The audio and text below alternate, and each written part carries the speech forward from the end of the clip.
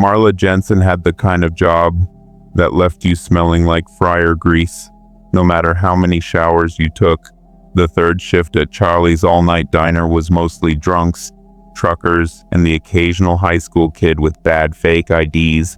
By 1 a.m., the clatter of plates was gone. The coffee pot burned a little bitter at the bottom, and the hum of the refrigeration unit was the loudest thing in the room. She clocked out at 1:47, tugged on her denim jacket, and stepped into the cold October air. The parking lot lights buzzed overhead, casting long shadows on the cracked asphalt. Highway 6 ran right past the diner, black and empty except for the occasional sweep of headlights.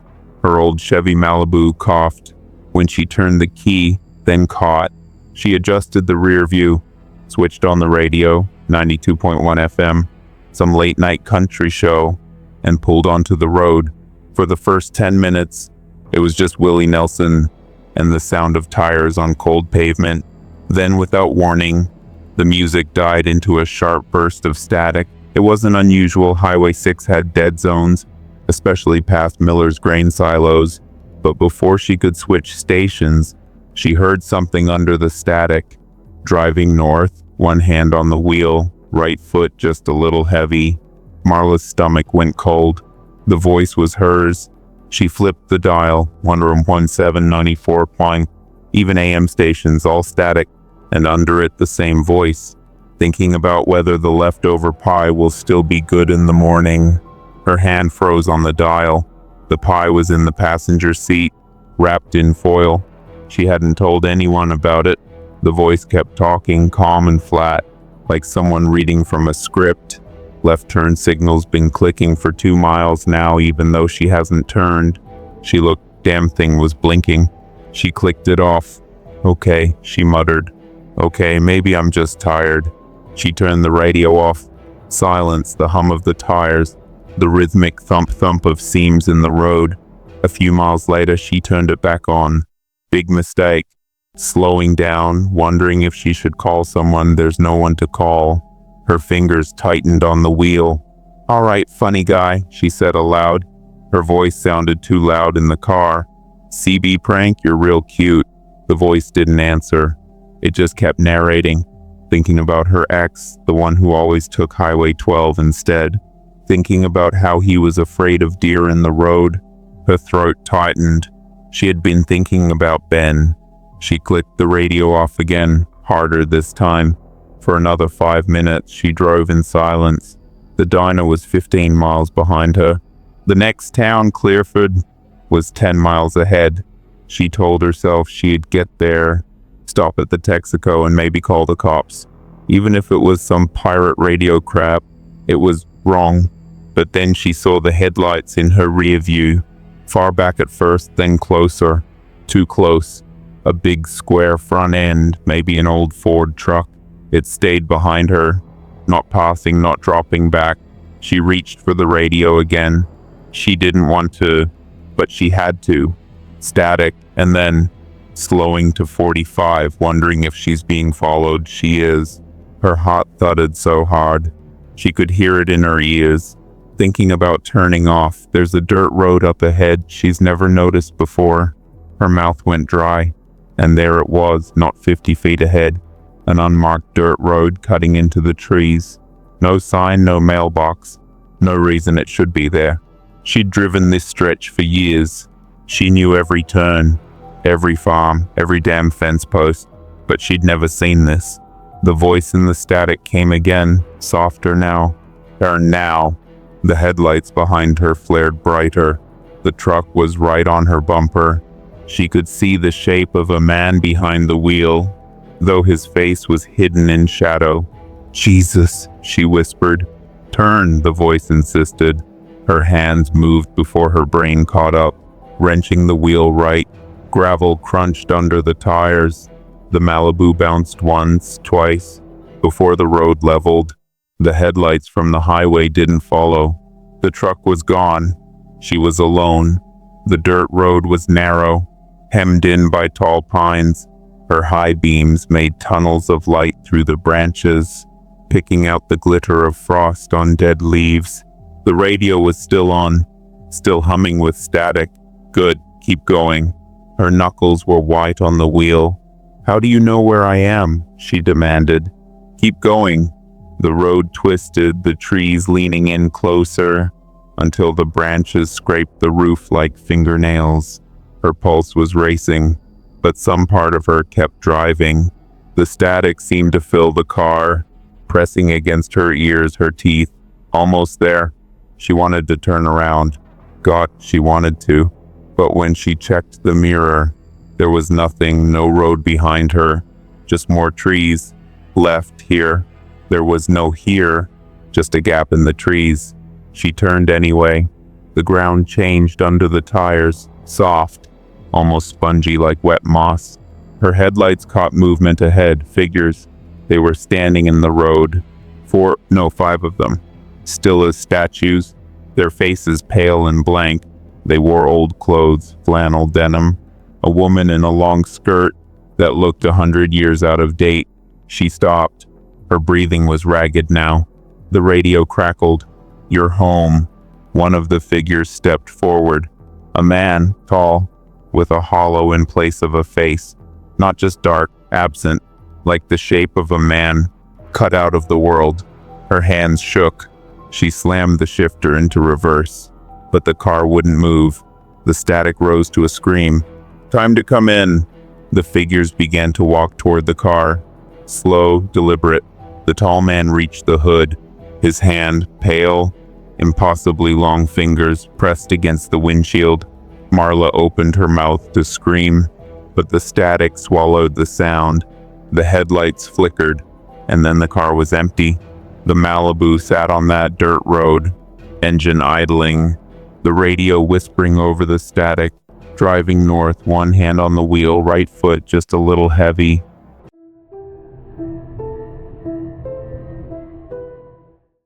It was supposed to be a quick drive. That's what Ryan kept saying anyway. Highway 54 is closed for construction, he told them, tapping his phone. We cut through Silver Grove, saved 20 minutes. Boom, home before midnight. Silver Grove was one of those Kansas towns you never heard about, unless you'd grown up near it, and none of them had. They were 4 college kids heading back from a music festival in Wichita. Ryan driving his beat-up Civic, Jess in the passenger seat, and in the back, Sam and Kyle, half asleep under a blanket that smelled faintly of cheap beer. The road into Silver Grove was flat and black, cornfields stretching on either side like dark oceans. Out there, away from the festival lights, the stars were brutally bright. The only sound was the tires humming over the asphalt. It was Jess who saw it first. Welcome to Silver Grove, she read aloud, as the reflective green sign came into the beams of the headlights. Population 124. They passed it, the road narrowing as it slid into town. A shuttered diner, a tiny post office with a single flickering street lamp, rows of houses with porch lights burning, though no one was outside. Creepy, Jess murmured. Just a farm town, Ryan said. We'll be out in 10 minutes. And they were, or so they thought. A few miles later, the GPS arrow blinked on his phone, showing a straight road. But there it was again, glowing in the high beams like it had been waiting for them. Welcome to Silver Grove, population 124. Ryan slowed, frowning. That's not right. Did you turn around? Kyle asked from the back, rubbing his eyes. No, Ryan said. We've been going straight. They drove through the town again, this time a little quieter. The same diner, the same post office light flickering in exactly the same pattern. Jess shifted in her seat. Maybe there's 2 towns with the same name, she suggested, but it sounded weak. Or maybe we're stuck in the Twilight Zone, Sam muttered. Ryan laughed, but it was short. The 3rd time they saw the sign, nobody said anything. Ryan just gripped the wheel tighter and kept going. The gas gauge had dipped lower than it should have. Not much, but enough to notice. The GPS still showed them going straight. Ryan switched it to satellite view, but the map was just a smear of dark green and black. No streets, no buildings. By the 4th loop, The air in the car felt heavier. Kyle leaned forward between the seats. I swear to God, the diner sign wasn't lit before. Jess shook her head. No, it wasn't. Ryan's knuckles were white on the wheel. All right, someone give me another route. But the GPS just kept rerouting them back through Silver Grove. They stopped the car outside the post office. The street was silent. No wind, no insects, no sound of any kind, except the faint tick of the cooling engine. The post office door was locked, but through the glass, Jess could see stacks of mail that looked old. Yellowed envelopes, some tied up with twine. Feels like no one's been here in years, she whispered. But the lawns were mowed. The porch lights burned. When they got back in the car, Ryan checked the gauge again. Half a tank, he said. We need to find a way out before we run dry. The fifth loop was worse. The welcome sign had changed. Welcome to Silver Grove, population 1 thumb. Jess read it aloud before she could stop herself. We didn't... No, Ryan cut her off. We didn't pick anyone up. That's... But then Kyle said, Guys, where's Sam? They all turned. The blanket was there, bunched against the seat, but Sam wasn't under it. They pulled over, searched the roadside, yelled his name into the dark, nothing. Ryan's hands were shaking when they got back in the car. The sixth time, the diner was open, lights blazing inside, neon buzzing in the window. But through the glass, the booths were empty. Coffee cups sat on the tables, steam curling from them like they'd just been poured. Nobody suggested stopping. The sign on the way out read, Welcome to Silver Grove, population 1 ton. Jess's voice broke. That's us, me and Kyle. Ryan drove faster. By the 8th loop, the gauge was down to a quarter tank. Jess had stopped looking at the GPS. Kyle was staring at his own hands like they weren't his. Don't let it stop, he said. Just don't let the car stop. Ryan didn't answer. When the sign appeared again, it read, Welcome to Silver Grove, population 1T7. The 9th loop blurred. Jess's head lolled against the window, her breath fogging the glass. The flickering street light at the post office was steady now, burning bright and white. When they reached the sign on the way out, it read, Welcome to Silver Grove, population 1T. Ryan didn't turn to look in the back. He knew Kyle wouldn't be there. The 10th loop was just Ryan. The gas gauge was near empty. His eyes burned. The road out of town felt longer now, stretched. The diner's neon sign buzzed louder than it should. Though the glass door was closed, he could see shadows moving inside. When the sign came into view this time, he didn't read it out loud, but he saw it. Welcome to Silver Grove, population 1T. He kept driving. When the Civic finally coughed and died, it was on the main street, right in front of the diner. The headlights cut out. The world went black. Inside the diner, the lights flared brighter. The door swung open on its own. Warm air spilled out, carrying the smell of fresh coffee and something frying on the grill. Ryan sat there, hands on the wheel, breathing hard. Somewhere behind him, from far away but getting closer, came the sound of footsteps. The next morning, if anyone had been driving down that stretch of Highway 54, they would have seen it. Welcome to Silver Grove, population 1T.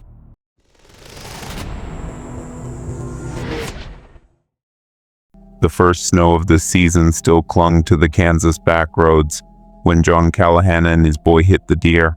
It came out of nowhere, a sudden blur of brown and white in the Ford's headlights.